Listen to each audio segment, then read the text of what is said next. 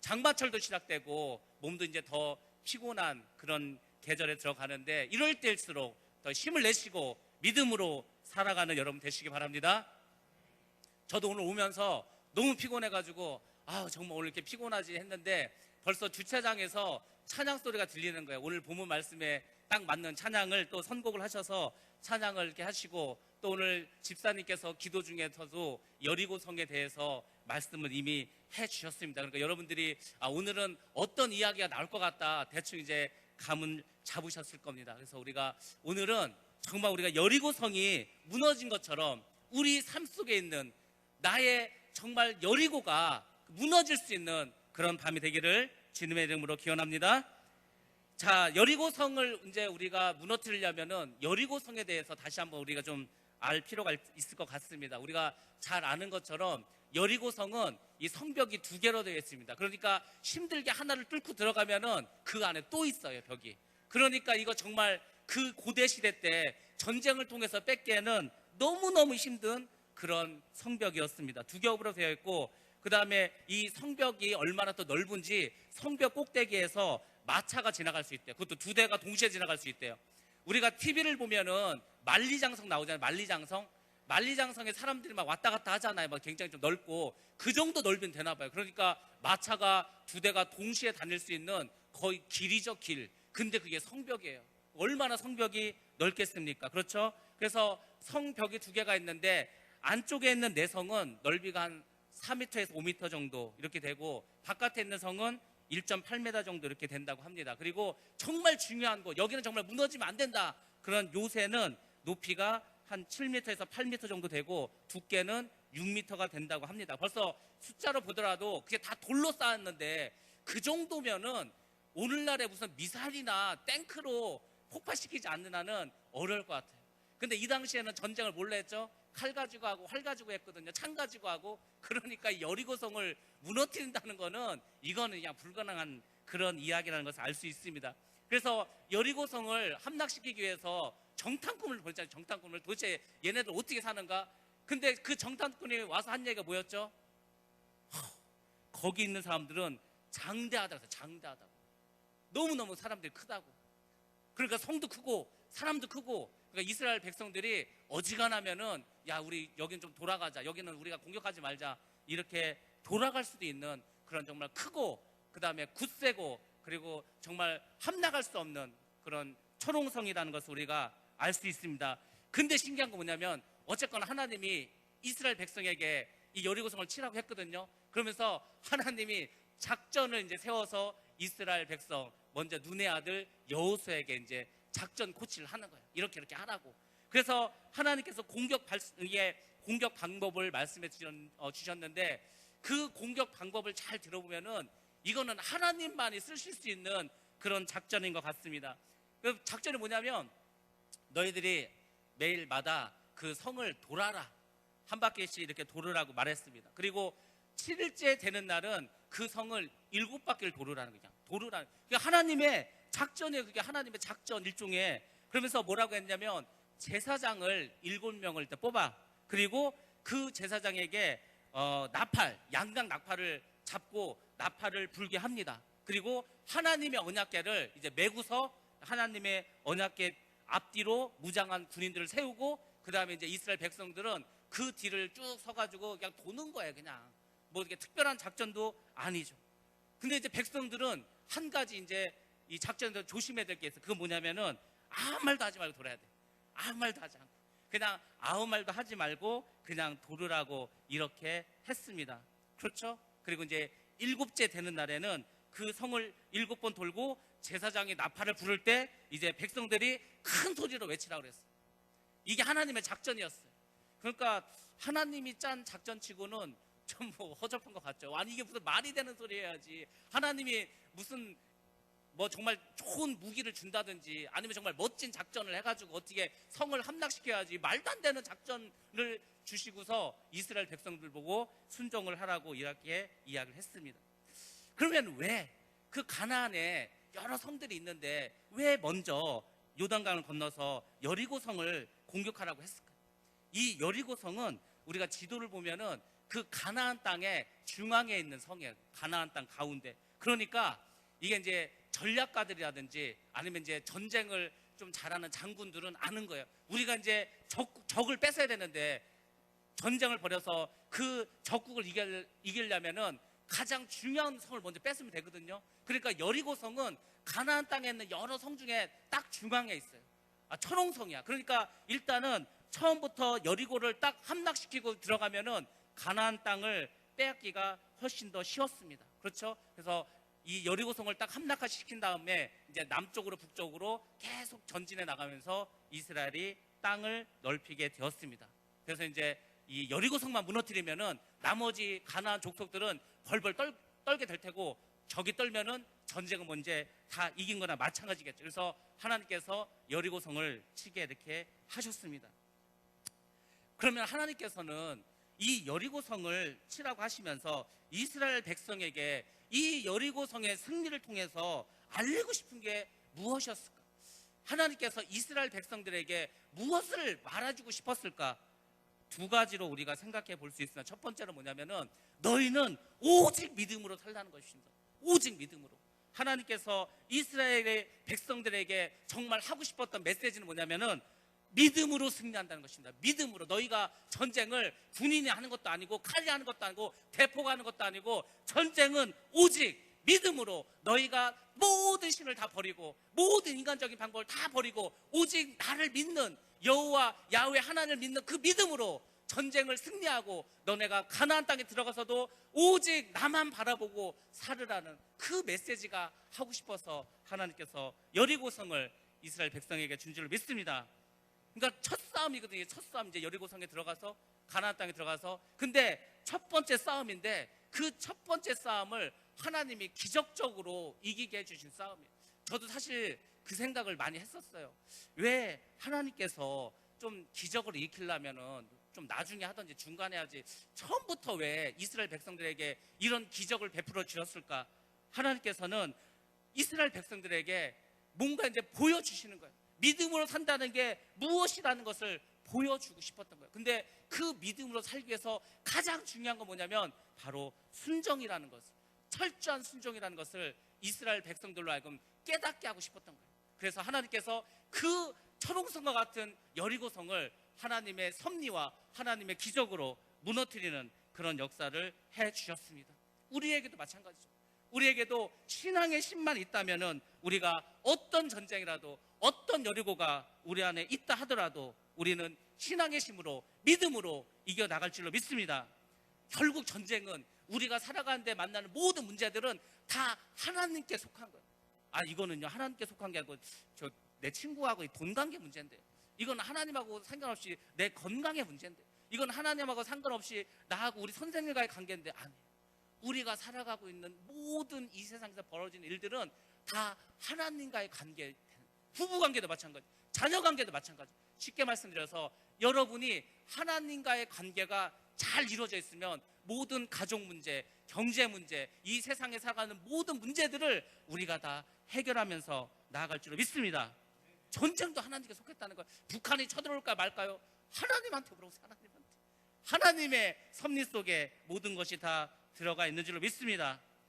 그러니까 전쟁을 친히 하시는 것도 하나님이시고 그 전쟁을 인도하신 것도 하나님이라는 것을 분명하게 이스라엘 백성에게 하나님께서 보여주십니다. 그리고 하나님을 의지해야 된다는 것을 이스라엘 백성들에게 보여주셨습니다. 이 전쟁을 이제 딱 끝마치고 그 다음 전쟁부터는 이제 실제로 이스라엘 백성들이 칼 가지고 가서 막 싸움을 했어요. 이 여리고 전쟁만 하나님께서 칼 없이 정말 승리하게 하셨고, 나머지 전투는 이스라엘 백성들이 다 나아가서 이제 가나안 땅을 정복하게 되었습니다. 그 다음에 하나님께서 또 이스라엘 백성들에게 했던 얘기가 뭐냐면 모든 살아있는 사람부터 가축까지 다 죽이라고 이렇게 말씀해 주셨습니다. 제가 오늘 읽은 본 말씀에도 마지막에 그런 말씀이 나옵니다. 성중에 있는 것을 다 멸하되 남녀 노유와 우양과 나귀를 칼날로 멸하니라, 이렇게 말씀해 주고 있습니다. 왜? 그래도 뭐 사람은 좀 어떻게 죽이더라도, 아니면 좀 힘 좀 쓰는 사람은 좀 놔뒀다가 노비라도 좀 쓰지, 왜 그걸 다 죽이라고 했을까? 왜 소하고 양까지 다 죽이라고 이렇게 하셨을까? 그것은 뭐냐면 하나님께서 아는 거예요. 뭘 아냐면 이스라엘 백성은 40년을 떠돌이 생활을 했거든요. 우리가 40년 동안 이사하면서 이렇게 살았다고 한번 생각해 보세요. 그러면 뭐 집에 가재도구가 뭐 쓸만한 게 있겠어요? 뭐 제대로 된 거 사겠어요? 아유 뭐 어차피 이사 갈 건데 비싼 거 사면 뭐해? 좋은 거 사면 뭐해? 큰 거 사면 뭐해? 없어요. 그렇죠? 이스라엘 백성이 40년을 광야에서 사느라고 아무것도 가진 게 없어요. 그렇죠? 그냥 하나님만 바라보고 만나 주시면 만나 먹고 살고, 메추리 보내시면 메추리 먹고 살고, 불기둥 있으면 거기서 불 쬐고, 낮에 더우면은 구름기둥 있으면 그 밑에서 쉬고, 이렇게 살았어. 그러다 보니까 이스라엘 백성들은 이렇게 세상적으로 볼 때 뛰어난 문화가 하나도 없었어요. 근데 가나안 땅은 젖과 꿀이 흐르는 땅이거든요. 지금이야 뭐 사막이라서 그러지만 이 당시만 하더라도 정말 젖과 꿀이 흐르는 그런 아름다운 곳이었거든요. 그러니까 가나안 족속들은 문화가 벌써 이 당시에 엄청나게 발달됐어요. 제가 말했지만 옛날이나 지금이나 뭐 마귀가 역사하는 건 간단해요. 문화를 통해서 역사하거든요. 문화. 우리가 문화라고 하면 뭘 생각하죠? 스포츠 있죠, 영화 있죠, 연예인 있죠. 그게 다 문화거든요. 뭐 물론 소설도 있고. 근데 이 마귀는요, 그 문화를 통해서 역사한다니까요. 사람들의 마음을 혼미시킨다니까요. 사람들의 마음을 무섭게도 하고 이상하게도 만들고 음란하게도 만들고, 그게 다 문화를 통해서 하거든요. 이 당시에 가나안의 문화의 수준이요, 오늘날하고 비교했을 때 절대 떨어지지 않는다니까요.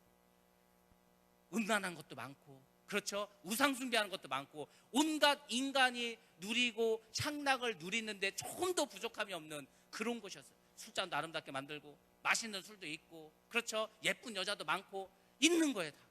그러니까 이스라엘 백성이 광야 생활 40년 하다가 이런 걸 봤으니 눈이 안 돌아가겠어요? 눈이 돌아가죠. 야, 우리는 40년 동안 정말 그지처럼 살았는데 여기 오니까 여기 장난 아니네?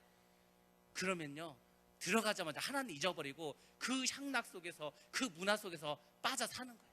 그래서 하나님이 다 어떻게 하랬어요? 죽이고 불태우라고 한 거예요. 왜? 그 세상의 문화를 다 없애버리려고, 우상 숭배의 문화를 흔적도 없이 만들려고. 그래서 하나님께서 이스라엘 백성들에게 보여주고 알려주고 싶었던 것은, 너희는 나만 바라봐. 내 말만 듣고 살아. 이 세상 거 바라보지 마. 이 세상 거 따라가면은 결국 죽을 수밖에 없어. 이것을 말씀해 주신 거예요, 여리고성을 통해서. 그래서 하나님께서 이스라엘 백성들에게 이 두 가지를 알려주고 싶어서 이 여리고성을 하나님의 정말 기적적인 그런 힘으로 이기게 했습니다. 그렇죠? 광야 생활을 이제 마쳤어요. 가나안 땅에 들어가면 정착 생활을 해요. 정착 생활.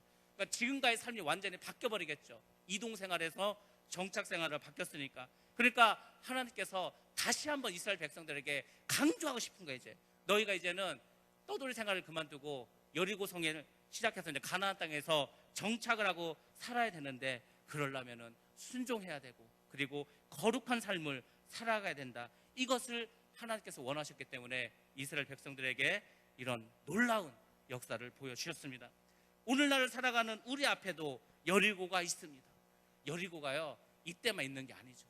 우리의 삶은 끊임없는 여리고들과의 싸움이에요. 여리고도 있고 아이성도 있고, 그렇죠? 큰 문제도 있고 작은 문제도 있고. 제가 뭐 그런 생각을 한번 해봤어요.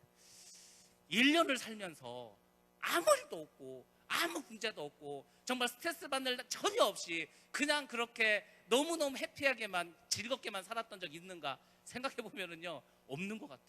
늘 문제가 생기고, 그렇죠? 늘 스트레스 받는 일이 생기고, 뭔가 늘 해결해야 될 문제가 생기고, 우리의 삶은 끊임없이 문제가 다가오더라고요. 아, 이것만 하면 좀 이제 편해질라나? 아니에요. 어떤 문제를 해결하면요, 그 다음에 또 기다리고 있어요. 제가 말했잖아요. 이 쐐기, 이걸 그냥 아주 겨울에 겨울 잠자는 그 씨앗을, 그 알을 다 죽이면은 내년부터는 내 쐐기 안 쏘고 살 수 있나? 여전히 나온다. 여전히. 우리 삶은 정말 죽을 때까지 늘 문제 속에 문제를 만들면서 살아갈 수밖에 없습니다. 그럼 어떻게 해야 되죠? 문제가 이제 우리 앞에 있을 때 어떻게 그걸 해결하죠? 문제가 우리 앞에 있을 때 크게 사람은 세 가지로 반응을 한다고 합니다. 이걸 누가 연구했냐면, 어떤 교육학자가 있었어요. 이 사람이 아들이 셋이었는데 첫째 아들, 둘째 아들, 셋째 아들을 이렇게 쭉 관찰을 한 거예요. 왜냐면은 어쨌거나 교육학자니까 교육적으로 아이들이 도대체 어떻게 이렇게 살아갈까, 인생을. 쭉 연구를 했거든요. 근데 이 세 아이가 다 다른 거예요. 어떻게 이제 했냐면은, 어렸을 때, 아기 때 말이죠, 기어다니고 할 때 그 아이 앞에 뭐 이렇게 장벽을 하나 놔뒀어요. 뭔가 이렇게 장난감 같은 큰 걸 하나 갖다 놨어요. 그랬더니 첫 번째는 막 가다가 딱 앞에 뭐가 가로막혀 있으니까 더 이상 가지 않는 거예요. 거기서 그냥 딱 머무르는 거예요. 더 나갈 생각을 안 하는 거예요. 자기는 이제 여기가 끝이다. 더 이상 나갈 필요도 없다. 그런 인간이 어른이 되면은 체념형 인간이 된다는 것입니다. 그렇죠? 어떤 문제가 생기면요, 또 이제 어떻게 하냐? 체념하는 거, 체념하는 거. 그냥 그 자리에 주저앉는다는 것입니다. 그러니까 소극적으로 사는 거야, 늘. 야, 큰일 났어. 어떻게 하면 좋지? 자기 문제를 자기가 해결을 못 해요. 그러니까 주변에 있는 부모나 형제나 뭐 다른 친구들이나 이런 주변에 있는 사람들을 피곤하게 하는 그런 스타일의 사람이라는 것입니다. 소극적으로 살고 비생산적으로 살아가고 비관론자가 되고 운명론자가 되고, 아유, 내 팔자야, 내 팔자야, 내 팔자가 이렇지 뭐 언제는 뭐 내가 잘 살았나, 이런 식으로 살아갑니다. 그리고 자기 연면에 빠져서 살아가요. 대전에 가면은 지하상가가 있거든요. 지하상가 가면은 뭐가 있냐면은 점집이 있어요. 점집. 옛날 점집은 이렇게 뭐 허물어가는 집에 깃발하고 뭐 이렇게 그 대나무 이런 거 갖다 놓고 풍선 같은 거 달아놓고 이렇게 했잖아요. 요즘은요, 이렇게 세월이 바뀌어가지고 점을 어떻게 치냐, 뭐 타로점이라서 카드점도 있고요, 뭐 수정구슬 같은 거 놓고도 하고 막 그래. 물론 서양에서 들어온 건데. 우리가 생각할 때는 야, 옛날에는 점집이 많았는데 요새는 무당도 없는 것 같고 점쟁이도 없는 것 같고 하죠. 근데요, 요새는 그렇게 타로점이나 뭐 이렇게 해가지고요, 젊은 애들이 엄청나게 많이 가요. 서울에 가면은 점치는 카페도 있어요. 차 마시면서 점치는 거 이제 엄청나게 많아요. 보통 지금 한국에 무당을 한 60만 정도를 보거든요. 60만에서 100만 정도.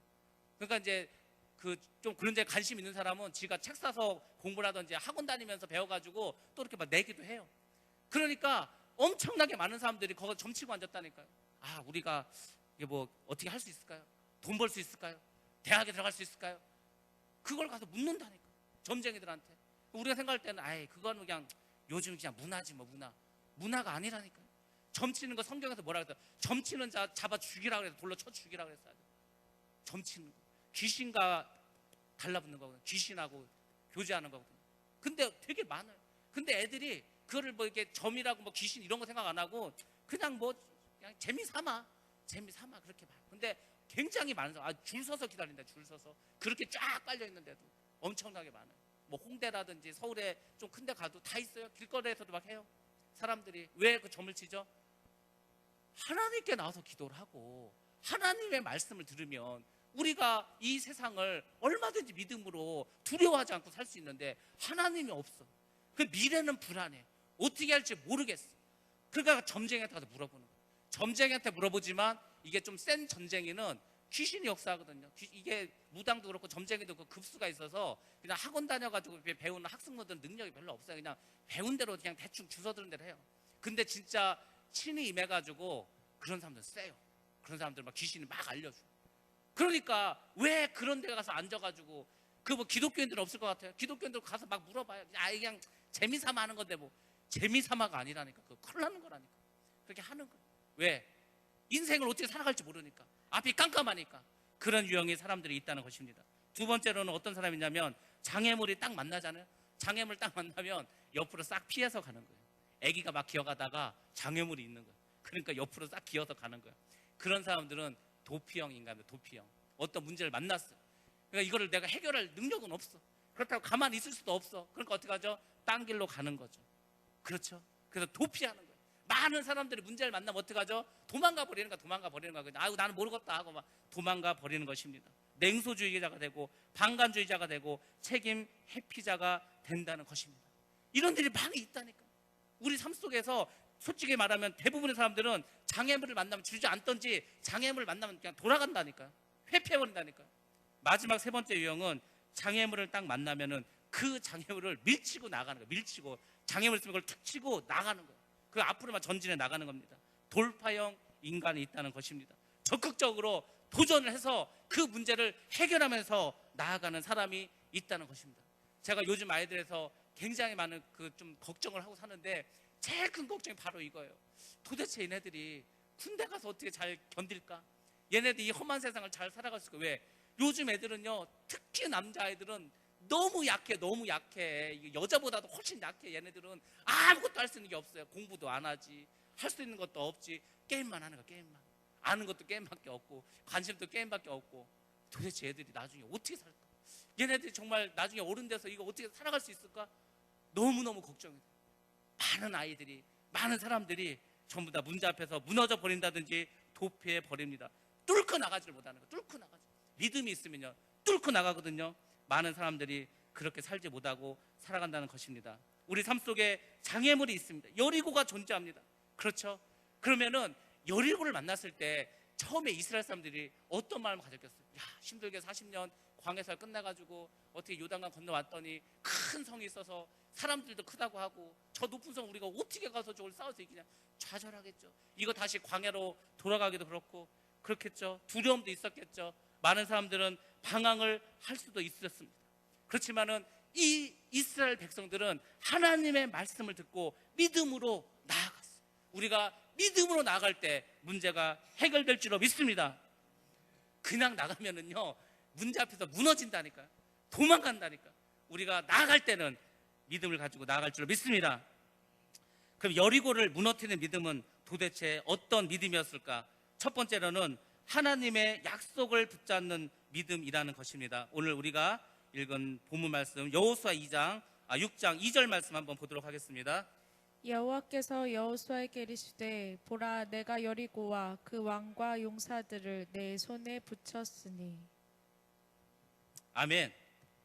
내 손에 넘겨 주었으니 이렇게 나왔었죠. 근데 우리가 이 2절 말씀을 가만히 잘 보면 여호와께서 여호수아에게 이르시되 보라 내가 여리고와 그 왕과 용사들을 내 손에 붙였으니 이렇게 말씀해 주고 있습니다. 여기서 보면은 네가 가서 싸우면 이기게 해줄게 이게 아니에요. 이미 너에게 네 손에 붙였다는 거예요. 네 손에 붙였다는 거는 이 이스라엘적인 표현이고, 그러니까 네가 이기게 해주겠다 이거예요. 네 손에 있겠다. 그러니까 이미 이겼다는 거예요. 하나님이 말씀하실 때는 신기한 게 뭐냐면 아직 우리 눈에 아무것도 보이는 것도 없고 아무 일도 생기지도 않았거든요. 근데 하나님이 이미 이루어졌다는 거예요. 아니 하나님 뭐가 이렇게 생기고 이길 뭐 기미가 있어 이겼다고 하지 아무 일도 안 일어나고 아무것도 안 했는데 하나님은 그냥 이겼다는 거예요. 그냥 이겼다. 우리가 병과 싸울 때도 마찬가지. 하나님 이 병을 고쳐주세요. 이 병만 고쳐주시면 제가 진짜 이제 하나님의 말씀대로 하나님의 뜻대로 하나님에게 영광 돌리는 삶을 살겠습니다. 이렇게 기도하잖아요. 근데 하나님은 그게 아니에요. 하나님 제 병을 고쳐주셔서 감사합니다. 제가 정말 하나님 말씀대로 지금부터 열심히 살아가겠습니다. 아니 병 안 났는데 아직 병원 가면 아직 의사가 병마가 있다고 하는데 그럼에도 불구하고 우리 마음속에서는 이미 병에서 나았다, 병에서 노임을 받았다, 내 문제는 해결되었다 이렇게 나오기를 하나님은 원하고 계신 줄 믿습니다. 아니 그 실제로 그래. 실제로 우리가 어떤 병이 났던지 어떤 문제가 해결됐을 때 우리는 문제가 해결되기 전에 많은 고민을 하거든요. 많은 스트레스를 받거든요. 많은 아픔을 느끼거든요. 근데 그 상황에서 이미 하나님은 끝났다는 거예요. 게임 끝났다는 거예요. 네 손에 붙였다는 거예요. 이미 여리고는 무너졌고 너희는 승리했다는 거예요. 아직 전쟁하러 나가지도 않았는데 그런 약속을 하나님은 이스라엘 백성에게 주셨습니다. 근데 이스라엘 백성에게만 그 약속을 주신 게 아니고 우리에게도 이미 주신 줄로 믿습니다. 하나님의 이름으로 무엇인지 구하면 어떻게 하신다 그랬죠? 이루어 주신다 그랬죠. 이미 약속이죠. 이미라는 게 중요해요. 이미라는 거는 과거에 이미 어떤 일이 행해졌다는 거 아니에요. 그러니까 하나님께서는 우리에게 약속을 주실 때 미래에 일어날 일인데도 그거를 과거처럼 말씀하신 거예요. 이미 끝났다. 이미 너희가 이겼다. 여러분들이 신앙생활을 하실 때 이런 믿음을 가지고 나아가시기 바랍니다. 우리가 그런 약속의 말씀을 붙잡고 기도해야 할 줄 믿습니다.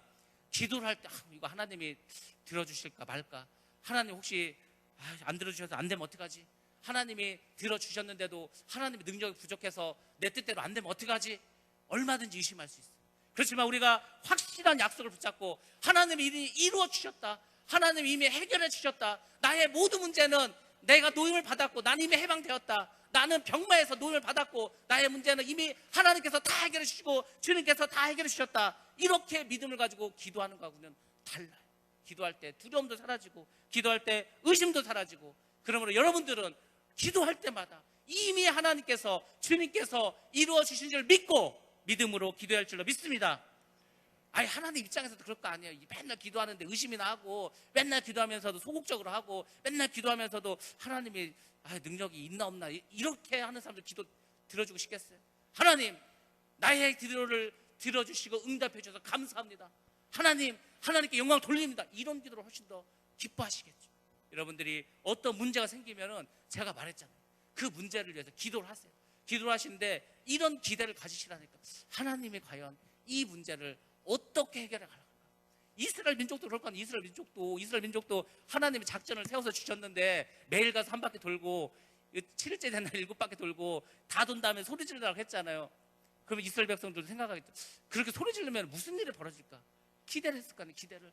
여러분들이 하나님께서 약속으로 주신 말씀은 기대를 하시고 하나님이 해결해 주실 것을 믿고 여러분들이 의지하시기 바랍니다. 자, 그런 담대한 마음을 우리에게 주실 하나님의 말씀이 있습니다. 이사야서 41장 8절에서 10절 말씀 보도록 하겠습니다. 그러나 나의 종 너 이스라엘아, 나의 택한 야곱아, 나의 벗 아브라함의 자손아, 내가 땅 끝에서부터 너를 붙들며 땅 모퉁이에서부터 너를 부르고 내게 이르기를 너는 나의 종이라. 내가 너를 택하고 실어 버리지 아니하였다 하였노라. 두려워 말라, 내가 너와 함께함이니라. 놀라지 말라, 나는 내 하나님이 됨이니라. 내가 너를 굳세게 하리라. 참으로 너를 도와주리라. 참으로 나의 의로운 오른손으로 너를 붙들리라. 아멘. 여러분들이 이 말씀만 의심 없이 믿는다면, 이 약속의 말씀을 나에게 주신 말씀이라고 끝까지 믿음으로 순종하신다면 어떠한 문제를 만나도 해결될 줄로 믿습니다. 두려워하지 말라. 두려워하지 말라. 우리는요, 문제 앞에서 전부 다 두려워. 죽으면 어떡하지? 망하면 어떡하지? 떨어지면 어떡하지? 그렇죠? 다 기본적으로 두려워하는 거예요. 그 두려움을 마귀가 우리 마음속에 준다니까. 그 두려움을 믿음으로 확 이겨내시기 바랍니다. 하나님께서 함께함이라 그랬어요. 아니, 하나님이 함께하는데 겁날 거 있나요? 우리가요, 조그만 애들이 골목에서 이렇게 싸움을 하더라도 뭐 형이 한 중학생만 되면은요, 7살, 8살 된 애들은 겁날 게 없다니까. 아, 형이 중학생인데 아무리 뭐 7살, 8살이 싸움 잘해야 뭐 형대코면 끝나는데. 그렇죠. 골목에서 싸우는 싸움도, 동네 싸움도 그런데 하나님이 함께 계시면 뭐 겁날 게 있죠? 뭐가 겁나요? 하나님. 그렇죠. 여러분들이 하나님이 함께 하신다는 임마누엘의 신앙을 늘 마음속에 가지고 살아가시면 하나님께서 늘 우리와 동행하시면서 우리에게 역사해 주시고 우리에게 은혜를 내려주실 줄 믿습니다. 하나님은 내 하나님이 됨이라고 했어요. 다른 사람의 하나님이 아니고 나의 하나님이 되신다고 말씀해 주셨습니다. 그리고 너를 붙들리라, 이렇게 말씀해 주고 계십니다. 약속의 말씀을 의심 없이 믿고 의지해야 우리는 하나님이 기뻐하시는 일을 할 뿐만 아니라 우리 삶의 여리고를 해결해 나갈 줄로 믿습니다. 저희가 잘 아는 목사님 부부가 있습니다. 그분들이 이제 60대 중반에서 이제 좀 있으면 은퇴를 하시는데, 목회를 하시면서 이제 쭉 있었던 일들을 이제 얼마 전에 말씀을 해주셨습니다. 근데 이제 힘들었다는 얘기를 해요. 힘들었을 때 얘기를.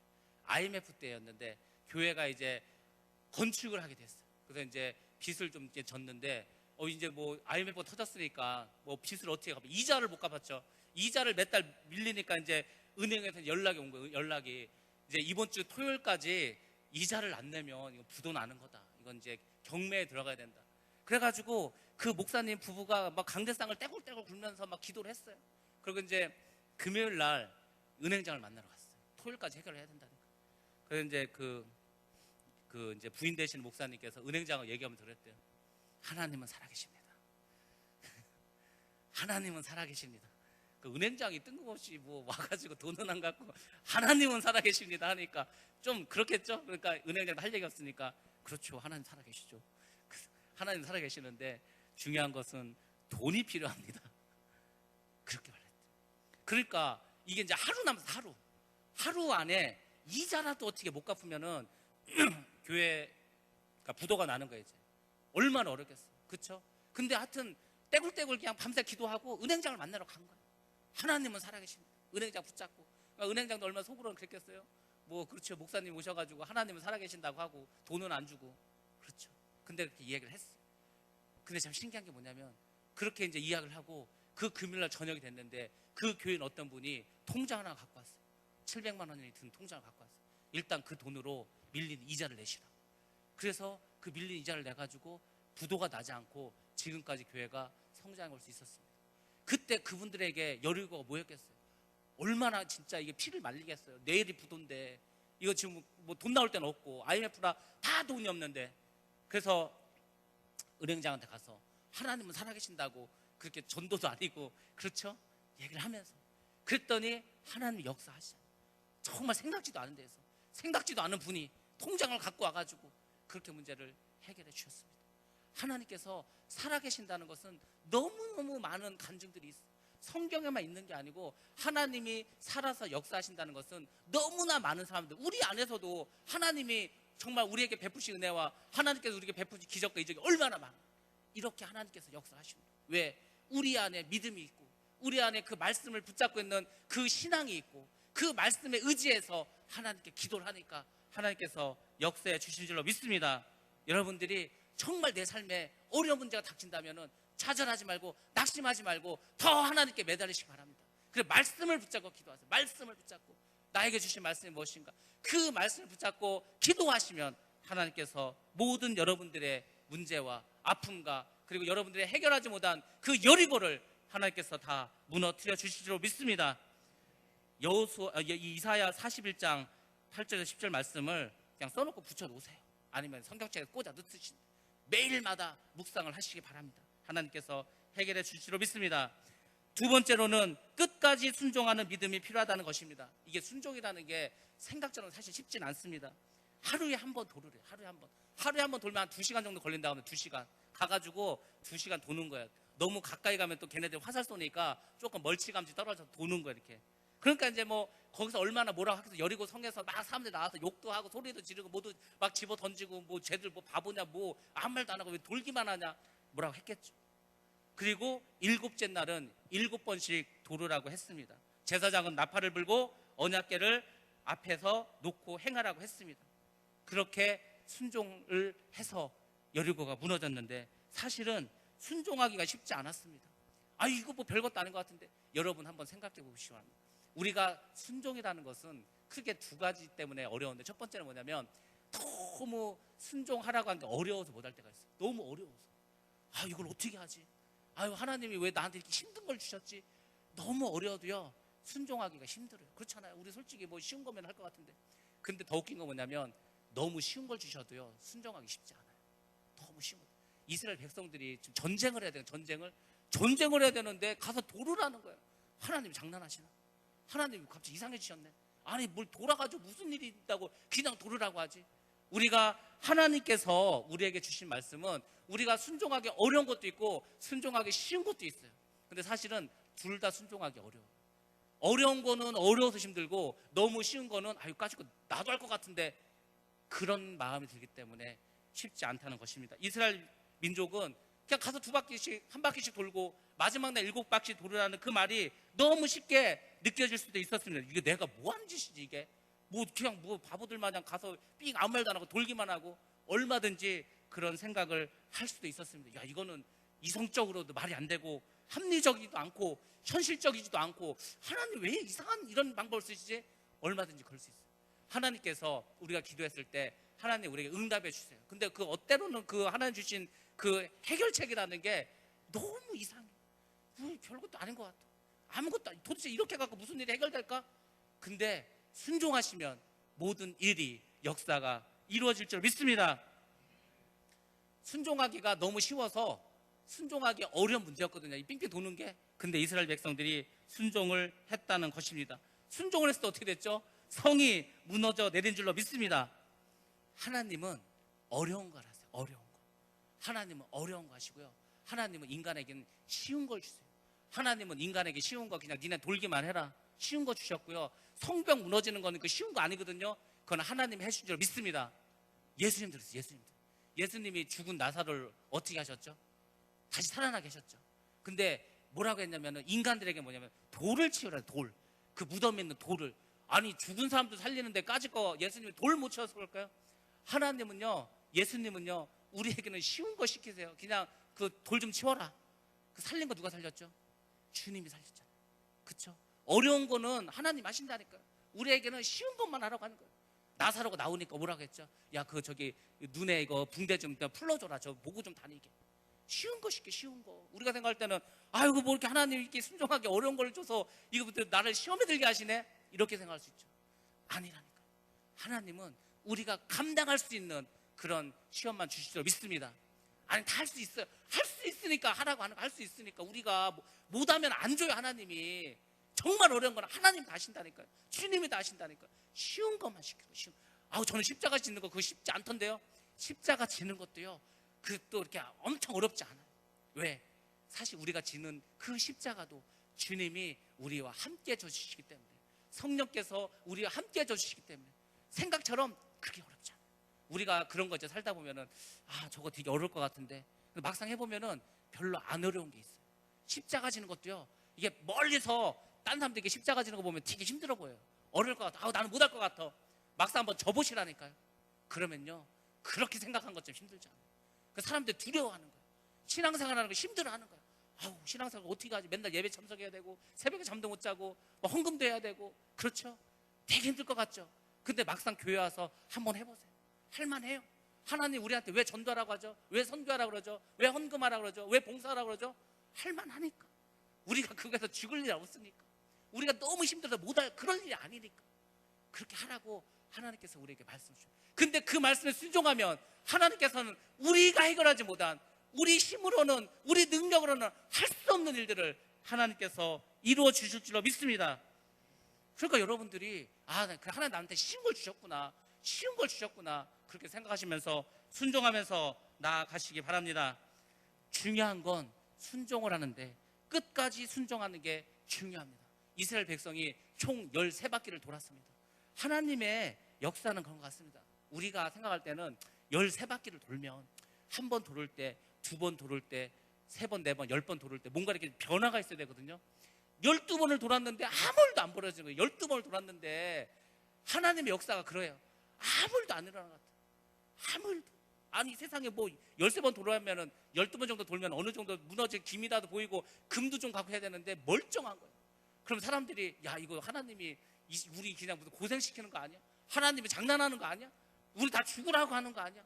이런 의심이 아마 들 수 있어요. 근데 아무 소리 하지 않고 끝까지 13번을 돌고 그리고 외쳤을 때 성이 무너진 줄로 믿습니다. 그렇잖아요. 그게 쉽지 않거든요. 우리가 어떤 일을 할 때 끝까지 가는 게 쉬운 게 아니에요. 끝까지. 그래서 신앙은 끝까지 가는 게 신앙인 줄로 믿습니다. 제가 한 50년 예수 믿었거든요. 50년 믿었는데 아무 일도 안 변하고 뭐 복도 못 받은 것 같고 교회 다녀도 뭐 남는 것도 없고, 그래서 그만 둘래요. 그래서 순종은 끝까지 하셔야 돼요. 끝까지. 여러분들이 끝까지 순종하실 때 여러분들의 여리고를 무너뜨릴 줄 믿습니다. 의심이 들죠.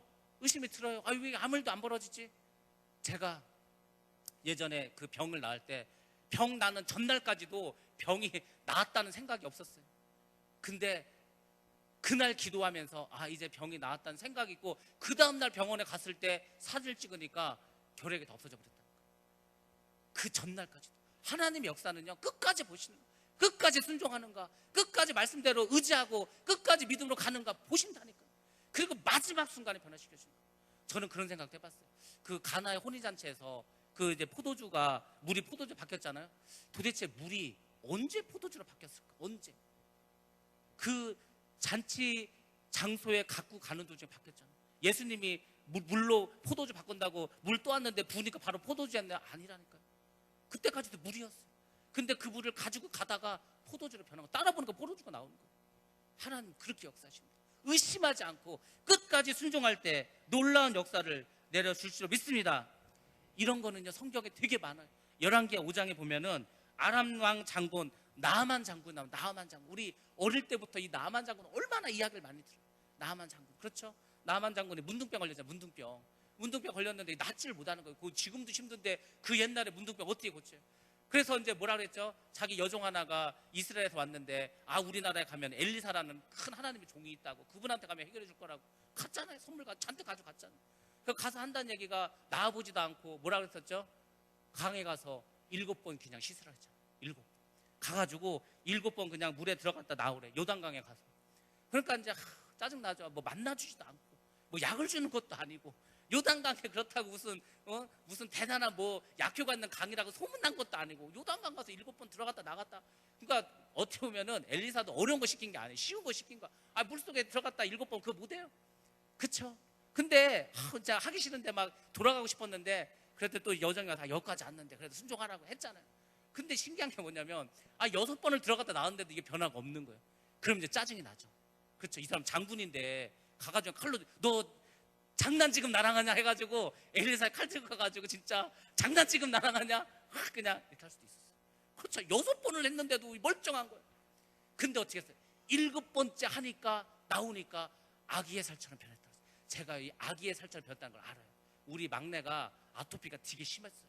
4, 5년을 아토피 때문에 엄청 온몸에 아토피가 다 나가지고 막 하도 긁어서 여기 살점이 다 떨어져 나갔어요. 그래서 걔는 진짜 대전에 가면은 그 문두병 환자들이 다니는 그런 병원이 옛날에 생겼던 병원인데 거기까지 갔다니까 도대체 어떤 약을 발라야 되냐고 해가지고 그 정도로 심했어요.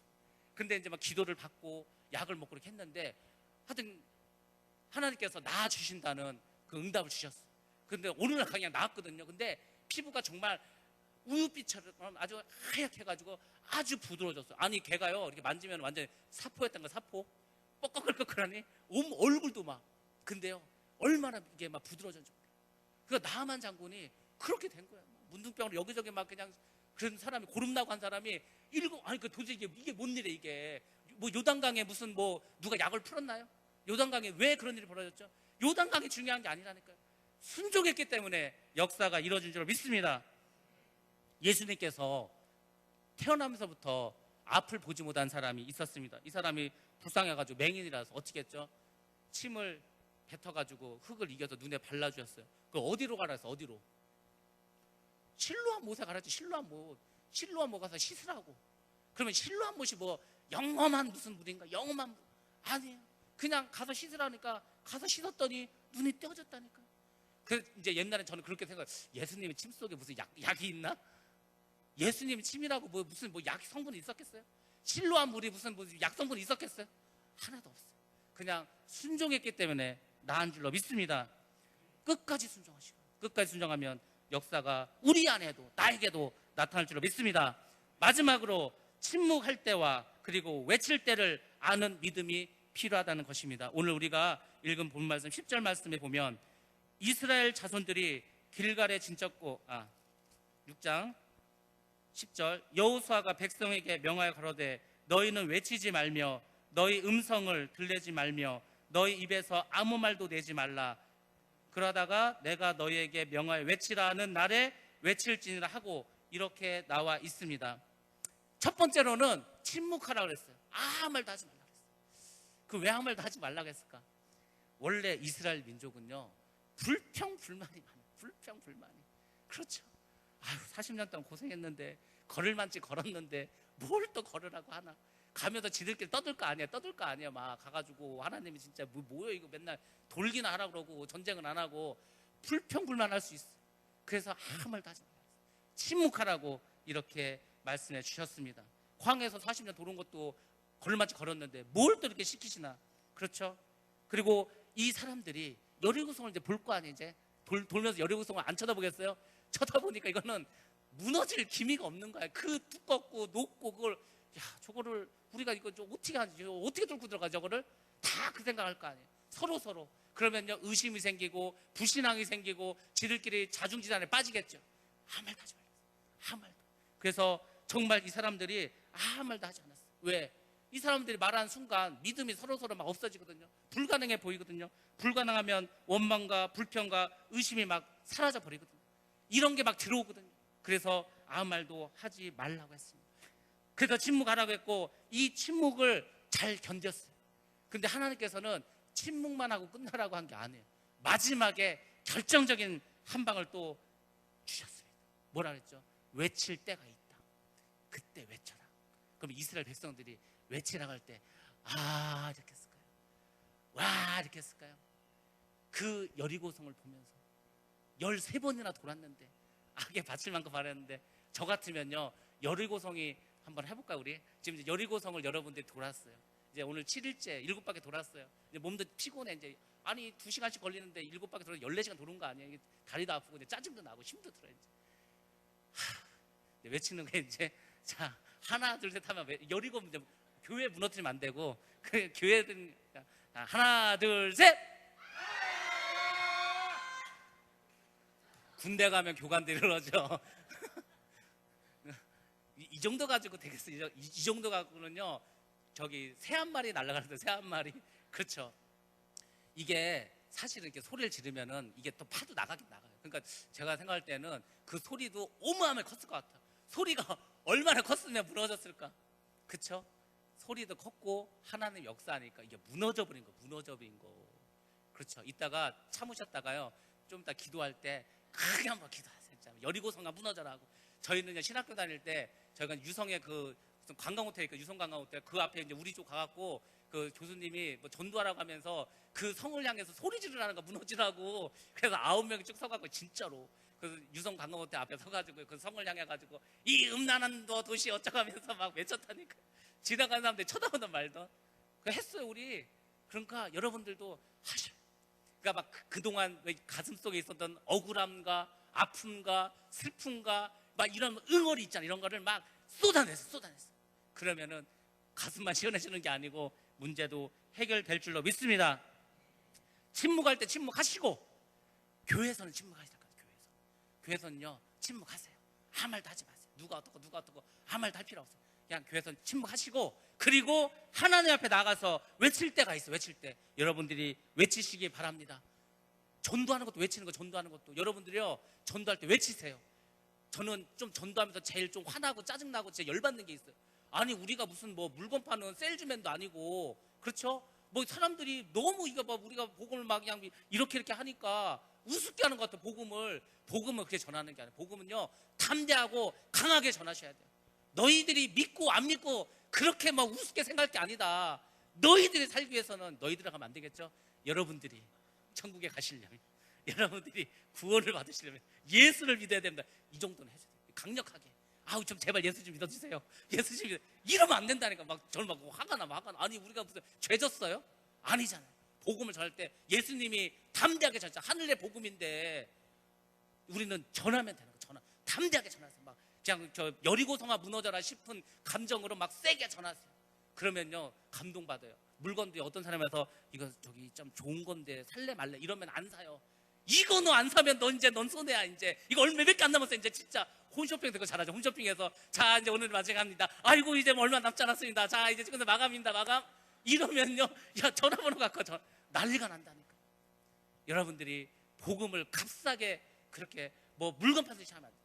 담대히 전하시고 여리고성아 무너져라 그런 심정으로 기도하시면 여러분들 앞에 있는 그 여리고는 결국에는 무너질 줄로 믿습니다.